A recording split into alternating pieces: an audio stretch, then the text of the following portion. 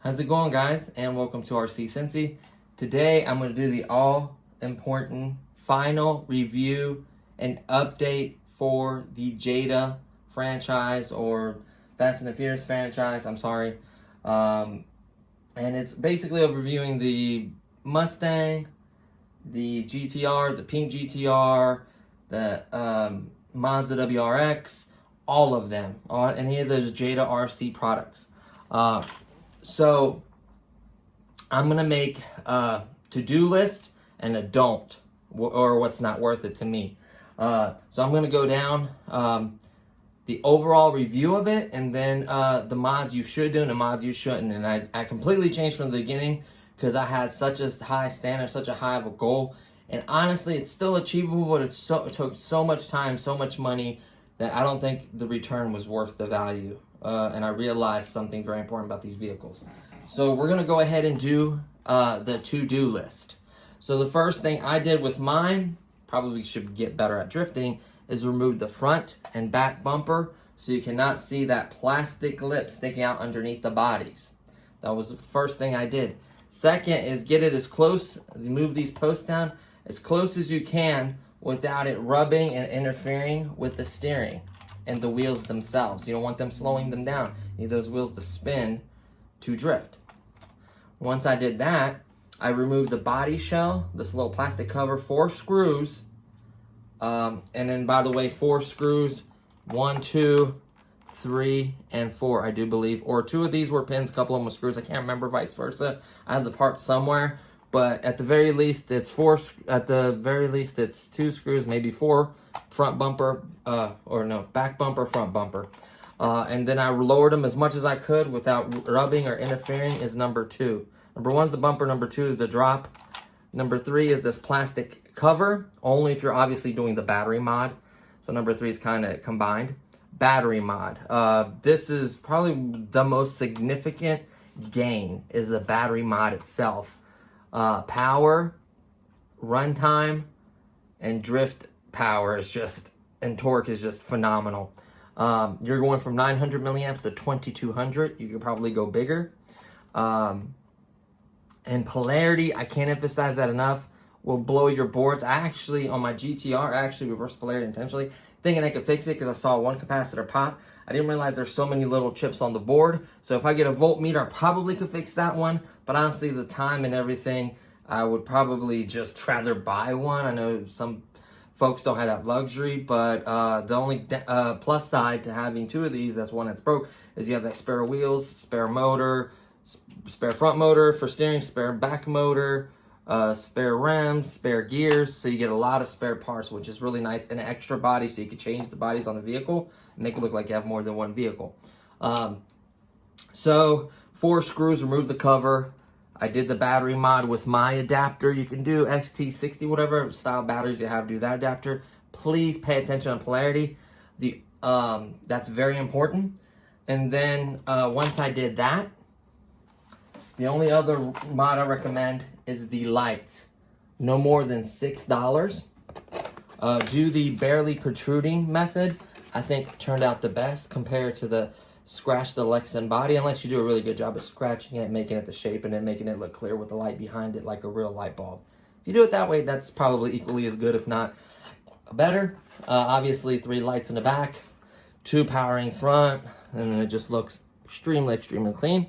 You could have actually done 1 light bulb, because there's so many in a pack, that you could have done every one of those little stripes. Plus, you could have done turn signals, just yellow solid, like a running light. So you really have a lot of options with this. That's as far as I wanted to go. Make sure when you mount the battery pack, that it is the way that You can remove it to put new batteries in it. You kind of leave it there. So that's my fourth and final mod. So number one, just a quick overview, is removing both bumpers. Make sure you're good enough drifting because you can't damage these bodies. Slamming the body as far down without rubbing, and keep rubbing the wheels and keeping them from turning or spinning. And then obviously number three is the battery adapter and the battery itself. And then number four is the body and lights. The don'ts, I have a new list.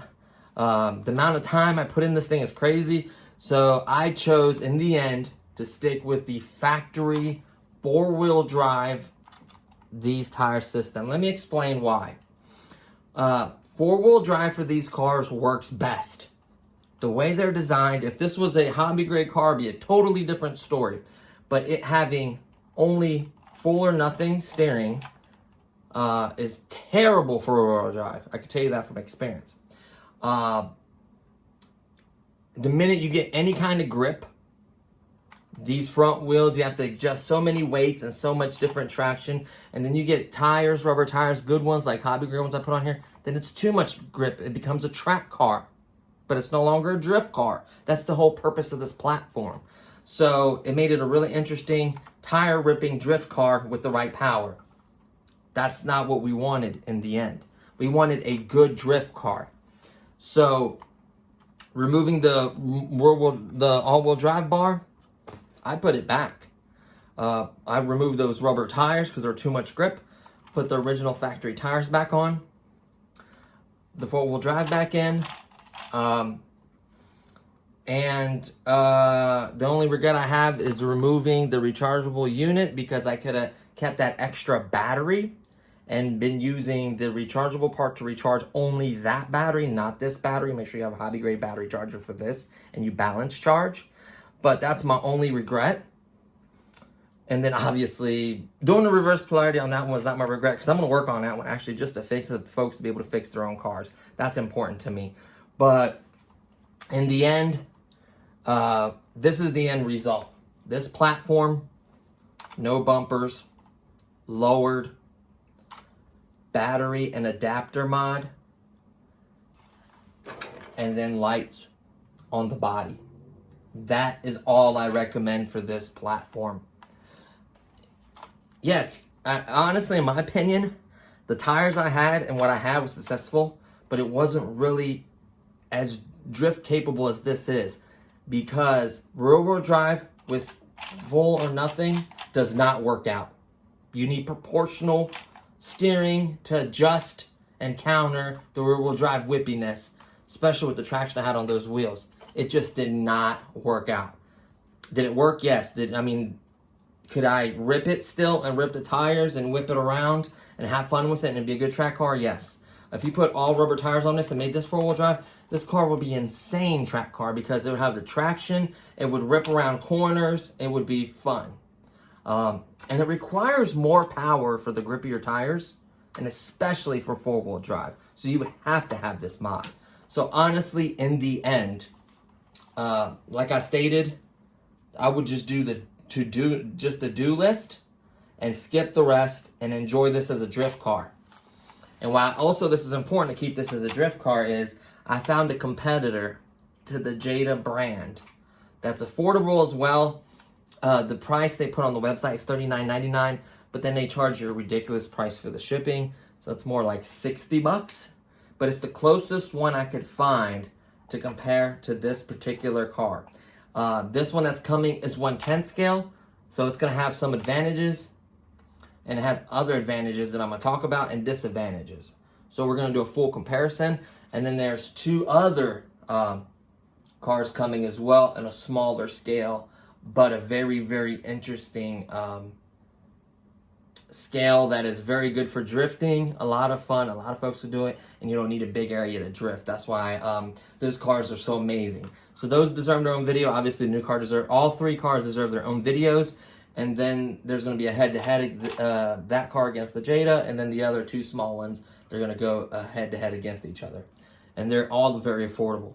So I spent quite a bit getting those new vehicles for you guys to try out. different vehicles. I was debating which one, so I figured I'd get a 110 scale and then 2 smaller scales that can compete against each other to give you guys kind of multiple cars battling, showing you guys their drift capabilities, and then maybe some mods. But honestly, in these toy grade genres, the all-wheel drive, full non-proportional, this is the option you get. The other car may have potentials to be okay. I don't even know if it's fully proportional or not. I don't want to watch videos on it. I want to get my own opinion on the product and give you guys an honest opinion. This was like a roller coaster for me. I spent so much time. I bought, I don't know, like 2 or 3 different sets of tires for it. I bought different adapters, I got the right one. I bought an extra one, tried to get like a different one. I even popped one trying to fix it. I actually ripped my own wires and resoldered it to repair steering.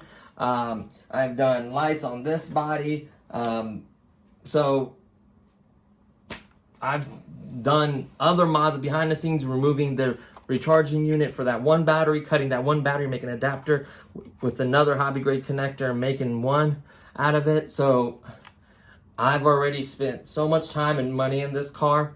The end result, honestly, is, as I stated, like I stated again, it's 4 simple things.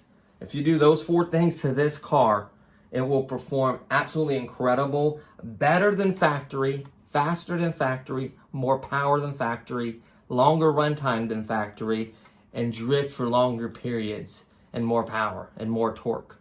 So that's why this mod is it.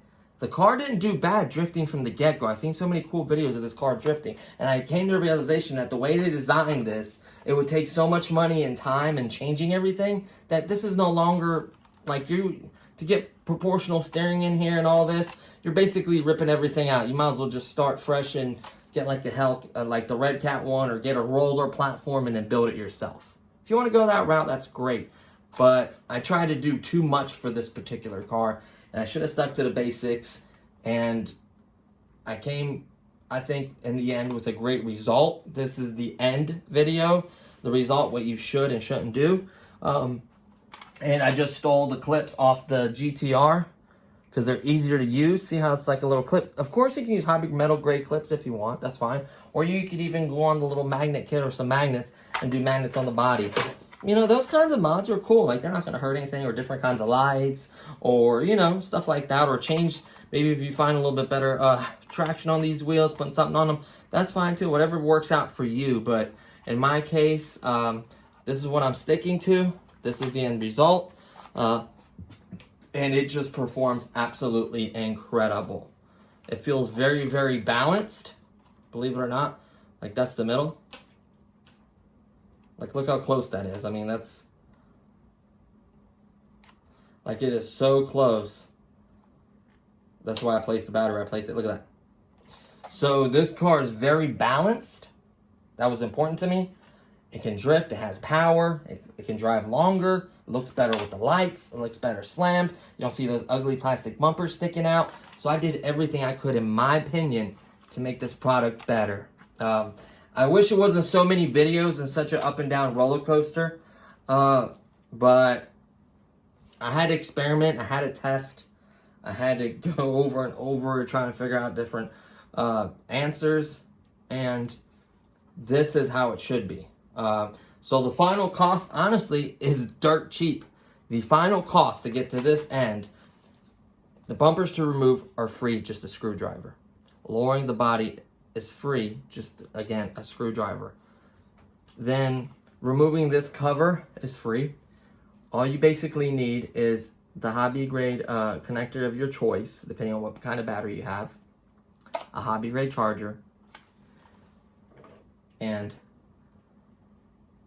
$2.99 or sometimes $6.99 for the other battery pack. Depends where you get it and what price. This was $2.99 clearance. So this way, you're not spending a ton of money. And then a hot glue gun for that one. That's it. And then I didn't even solder my connector. Well, that way it worked out. The other ones that have the metal, I recommend soldering. This connector the way it was and the kind of adapter it was, and worked out great for me. Like I said, the only regret is removing that USB circuit board, because I could have charged the factory battery, disconnected this, plugged in the factory battery, ran the factory battery, had 2 batteries instead of 1. That's my only regret in this whole thing. The other tires are 110 scale tires. I could use them on my Red Cat. They're great tires. No regret there. You know, time, something I dedicate to the channel. So in the end, this is what I recommend. I'm going to do a run video, show you how much better it is. The setup completely done. And no more practice drifting. Like I can show you, like this thing drifts really, really well. Tail tires are like brand new. This has not got the drift. You see the other ones, they're completely scuffed up, marked up from the drifting, the testing, everything I've done for the vehicle. So this is the end result. So I'm gonna have my fiance record for a little bit, just showing you guys some drifting, showing that how good it can drift, and we're gonna go with that. That's just it. And I'm going to try to keep this video short because it does not need to be long. It needs to be straight to the point. I know I repeated the point several times, but this is the end result. The good news is, if you did the battery adapter, that's fine. If you did the wheel mod, you can put them back in, and we didn't cut or mod or do anything crazy to the rims. All of it's reversible, you know? So, that's the good part. Even if you glued your rubber tires to these rims, you take these rims off and boil them in hot water and the rubber tire comes right off. So there's really nothing I told you to remove that's undoable or not fixable, or you can't put the drive shaft back in. That's all about modding, is testing and trial and error. And I kind of went with this on this ride with you guys, and I think the end result was totally worth all that, to me at least. You know, I learned a lot about these toy grade drift cars, a lot. Now, when it comes to hobby grade ones, we have a whole new world of setups.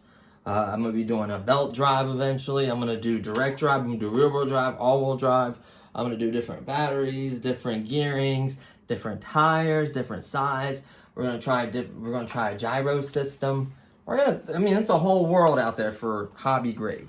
So stay tuned, because there is a crap ton. There are 3 products on the way. One's going to battle with this, and the other 2 are going to battle against each other. So there's going to be some great drifting wars. I would like to get another driver in here to drift with me and to make some cool videos, and get a camera person with a selfie stick to get down low to the ground and get the good, nice drifting shots. I'm going to get my editor in here to edit that. So there's a lot of stuff to come for the channel. I really want to improve this year, honestly, guys. So that's what it is. On this body, are these painted? That's painted from the inside. Wish these were sticker. I'd love to remove some of these stickers, like all this. This is just too much. I wish this was a plain purple Mustang with a spoiler and mirrors on it, and the lights and the grill and the necessary stickers. And then, and you know what I mean? Even this little drift wouldn't bother me so much, but like, they just go a little, they do a little too much on these bodies. They need to make them look clean. But anyways, guys, that is the end result. Just show you really quickly that I did do everything I said I did. That is all-wheel drive. And then gas, and then boost. Listen to this beast. Hold on. I'm gonna hit gas, then boost. So this is gas, and this boost. It is way more powerful. This is how this car should be. Granted, it shouldn't come with a battery that expensive, but yeah. So that's the controller. So there you have it, guys. 2.4 gigahertz, by the way, so you can't really improve that. I mean, it is toy grade and not proportional, but besides that, it works. So don't forget, when you're done playing with them, always disconnect these batteries. Please charge a LiPo battery in a LiPo bag. Follow proper charging. Make sure you make a good connection. If it needs to be soldered, solder it, please. Be careful. Polarity, I cannot emphasize. Be careful with these wires, the string wires, so you don't pull them. I did do a video on how to solder them. Well, not so much how to, but like the correct, showed you how I soldered them. And I'm not even good at soldering, and I fixed it. So it showed you that you can do that. So yeah, and there's other videos. And those, like I said, those tires did work. Like, they did offer more grip. They had their purpose, but just not drifting like we want. I thought it could get the same result, but it did not, honestly. So I think this is your best bet right here. So hopefully you guys get to this point right here. I reckon this is top rated. Like, this is as good as it gets for this particular vehicle without a completely gut and overhaul, which at that point is pointless. So I think this is where it needs to be at. So there you have it, guys. Just under 20 minutes. So that's perfect. Thanks for watching. Thank you to all the new subscribers, all the comments, likes, everything. I do appreciate it. It means a lot to me. And there's going to be tons of other news and tons of other content and stuff to come. So stay tuned, guys, and I will see you guys in the next one. Peace.